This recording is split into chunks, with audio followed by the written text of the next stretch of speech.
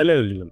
आज मैं आपके सामने एक केस स्टडी प्रेजेंट करने जा रहा हूँ। ये एक फेल हेयर ट्रांसप्लांट पेशेंट की केस स्टडी है। डेफिनेटली इट्स वेरी चैलेंजिंग जब आपको हेयर ट्रांसप्लांट फेल हो जाता है। काफ़ी लोगों को ये स्कार देख के ही समझ में आ गया होगा कि मैं किस टॉपिक के ऊपर आज जाने वाला हूँ। तो एफयूटी जो टेक्निक है उसके बारे में ये बताने की कोशिश कर रहा हूँ कि एफयूटी में क्या प्रॉब्लम सबसे मेन है। तो जब भी कोई पेशेंट एफयूटी में जाए तो कितना भी डॉक्टर आपको बोले कि भाई नहीं मेरा स्कारलेस है, पाइकोफाइटिक स्लूजर है, पर कुछ साल के बाद आप देखोगे तो स्कार के ये हाल हो ही जाते हैं।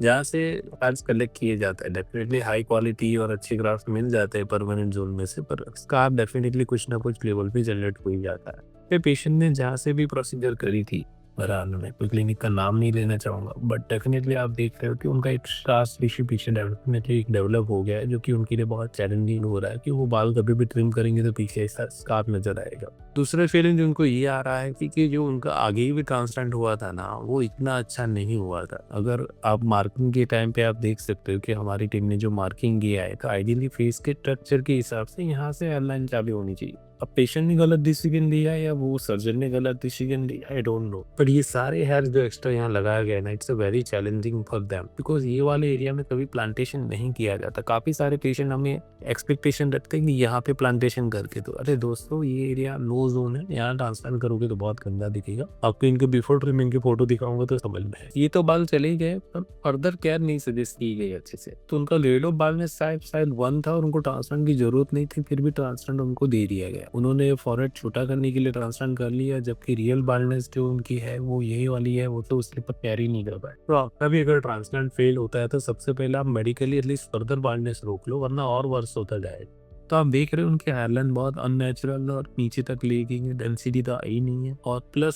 साइड एरिया में टेम्पल एरिया भी खराब कर दिया गया। तो it's a very challenging case study. Definitely इसमें चैलेंजेस है उनका। अगर आप साइड का व्यू देखो तो एक तो पीछे स्कार दे दी गया है, यहाँ के हेयरलाइन बहुत नीचे और अननेचुरली नीचे ले ली गई है। ये टेम्पल एरिया जो नहीं बनना था वहाँ पे भी प्लांटेशन कर दिया गया, जो कि बहुत ही नो जोन माना जाता है। ये एक एक्चुअली टेम्पल एरिया होता है। यहाँ से एक लाइन खींचो तो इसके आगे ये जो ट्राइंगल बनता है उसको टेम्पल जोन बोलते हैं। ऑलरेडी उनका अच्छा है, इनको क्यों ट्रांसप्लांट की जरूरत है समझ नहीं। कोई अफ्रीकन या निगरो या बहुत ही छोटे बच्चे में ऐसे बाल होते हैं, बाकी बड़ों में नहीं होते। डायरेक्शन ऑफ हेयर भी देखो, ये सारी बाल ऊपर जा रहे हैं मोर देन 60 डिग्री। अगर ये जोन में जाओगे ना आपको 15 डिग्री से बाल लगाने पड़ेंगे, जस्ट लाइक टेम्पल। यहाँ पे 6 डिग्री चल जाता है, यहाँ पे 45 डिग्री 30 डिग्री ऐसे एंगल चेंज करने रहते हैं। जो बालों का जो स्लोप है, स्लोप के हिसाब से एंगल चेंज होगा। पहले बाल ऐसे यहाँ पे ऊपर ऐसे ग्रो करेंगे, यहाँ पे जो है बाल इस हिसाब से ग्रो करेंगे, लंबे होंगे, पर यहाँ पे बाल धीरे धीरे नीचे डाउन में आते जाएंगे। तो ऊपर फिर डाउन फिर डाउन फिर डाउन ऐसे ग्रो करने चाहिए। जो हेयर का कैरेक्टर होता है, जो हेयरलाइन के बालों की एंगल होता है, डायरेक्शन होता है, हम फॉलो नहीं। इनके अगर आप लंबे बाल वाले लुक में देखोगे तो मेरे पास तो ये स्टेज में आए थे। आप सोच सकते हो कि कैसी डेंसिटी दी गई, कैसा लुक आ रहा है उनका। ये एरिया में बाल है वो कहीं पे कॉम्ब नहीं कर पा रहे, तो बहुत चैलेंजिंग था उनके केस में, बहुत डिफिकल्ट था उनके केस में, और उस हिसाब से वो उनका लुक खराब हो गया, आर्टिफिशियल लग रहा है। टर्बन वाले बाल अगर आगे लगा दो और ऐसे सीधी लाइन में लगा दो तो डेफिनेटली आर्टिफिशियल लगे। यहाँ के बाल कौन सी डायरेक्शन में सेट करेंगे? यहाँ पे जो बाल लगाए गए वो ना नीचे ले सकते हैं ना ऊपर ले सकते हैं, तो ये एरिया में बाल लगाना ही नहीं चाहिए। हेडलाइन आइडियली उनका फेस कट है उसके हिसाब से इतनी सही रहती है। आप देखो तो फेस के हिसाब से, फेस पैरामीटर के हिसाब से काफी पेशेंट बोल रहे हैं बहुत नीचे से हेडलाइन दो। दोस्तों लेने का ये नतीजा हो सकता है, हम कैसे भी बाल लगाए थोड़े बहुत आर्टिफिशियलनेस आ ही जाएगी। तो आइडियली ये नो जोन है, ऐसे एरियाज को अवॉइड करना है।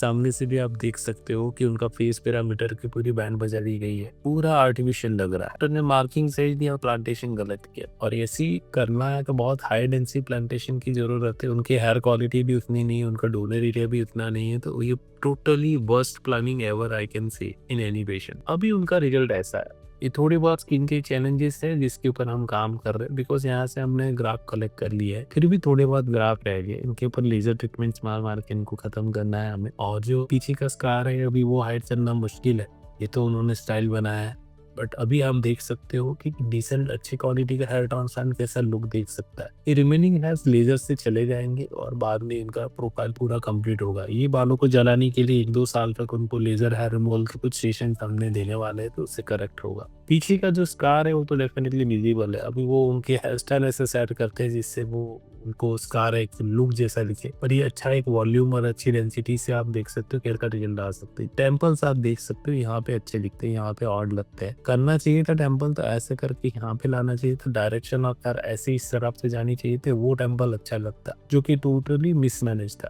तो इनके केस में हमने ग्राफ्स कुछ कलेक्ट किए थे, इवन हेयरलाइन जोन में से भी ग्राफ कलेक्ट किए थे। तो दोस्तों आप इनका केस स्टडी देख के 2-3 डिसीजन लीजिए। अगर आप ट्रांसप्लांट कर रहे हो तो बहुत छोटा फॉरहेड मत एक्सपेक्ट कीजिए, टेम्पल एरिया में बहुत सोच समझ के कीजिए। जो सर्जन ने ट्रांसप्लांट करने वाला है उसके टेम्पल्स के रिजल्ट एक बार जरूर देखिए। अगर वो टेम्पल्स के रिजल्ट अच्छे नहीं दिखा रहा है तो वहाँ पे टेम्पल एरिया पे मत जाइए। टेम्पल एरिया में बहुत ब्लंडर होता है।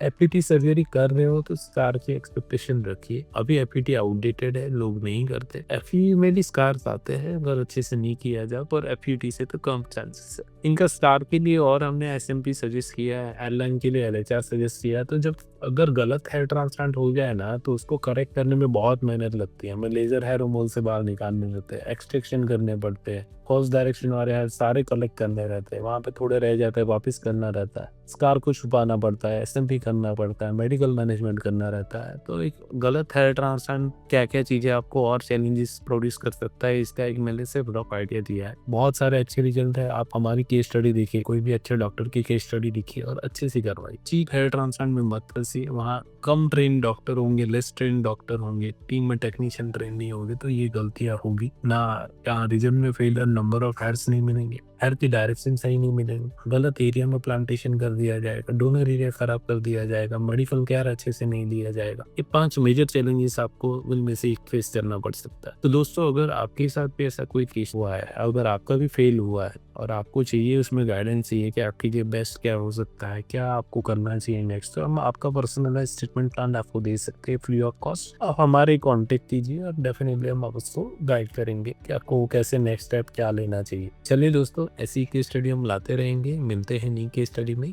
तब तक के लिए धन्यवाद।